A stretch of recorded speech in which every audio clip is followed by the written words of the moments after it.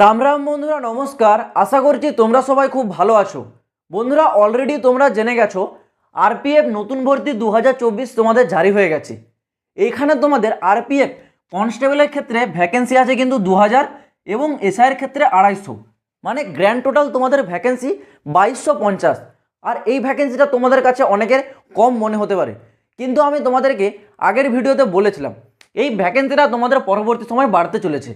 কারণ বর্তমানে তোমাদের যে নোটিশটা জারি হয়েছে, ভ্যাকেন্সিটা উল্লেখ করা রয়েছে, সেই নোটিশে তোমাদের অ্যাপ্লাই ডেটটা এখনও জারি হয়নি।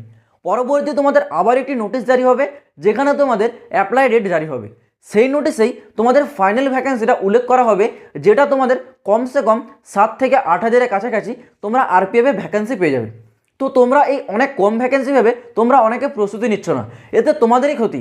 তোমরা যদি ভালো করে প্রস্তুতি নাও, সেই ক্ষেত্রে তোমাদেরই কিন্তু সিলেকশনটা আগে হবে। যারা প্রস্তুতি নেবে না, তোমরা কিন্তু পিছিয়ে যাচ্ছ।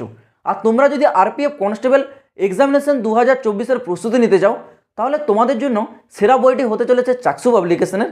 এটি একটি লেটেস্ট প্যাটার্নের উপর ভিত্তি করে তৈরি করা কমপ্লিট গাইড বুক। এই বইটিতে একদম বেসিক লেভেল থেকে টপ লেভেল পর্যন্ত প্রতিটি এমসিকিউ টাইপের কোশ্চেন এবং তার অ্যান্সার পেয়ে যাবে। সাথে সাথে চাকসু পাবলিকেশনের প্র্যাকটিস সেট পাওয়া যায় আরপিএফ কনস্টেবলের, যেটি তোমাদের প্রস্তুতিকে আরও মজবুত করে তুলবে। তোমরা যদি এগুলি কিনতে চাও, ডিসক্রিপশনে লিঙ্ক দেওয়া রয়েছে, চাইলে তোমরা গিয়ে একবার চেক আউট করে নিতে পারো। তো প্রস্তুতির জন্য তোমাদের মেন যে জিনিস হলো সেটা হচ্ছে সিলেবাস।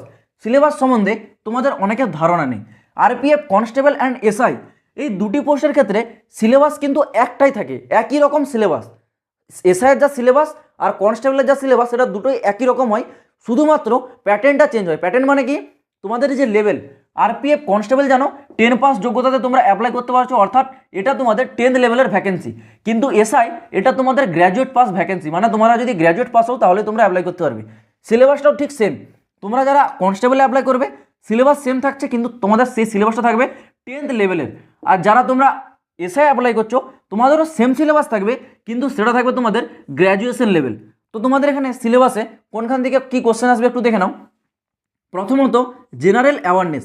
জেনারেল অ্যাওয়ারনেস থেকে তোমরা 50টা কোশ্চেন পাবে 50 নাম্বারের। নেক্সট আসছে তোমাদের আর্থমেটিক্স। এখান থেকে তোমাদের 35টি কোশ্চেন থাকবে 35 নাম্বারের।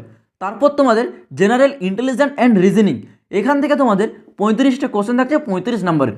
তো টোটাল তোমাদের কটা কোশ্চেন হচ্ছে, 120টি কোশ্চেন হচ্ছে 120 নাম্বার, মানে প্রতিটা কোশ্চেনের জন্য তোমরা এখানে কিন্তু 1 নাম্বার করে পাবে।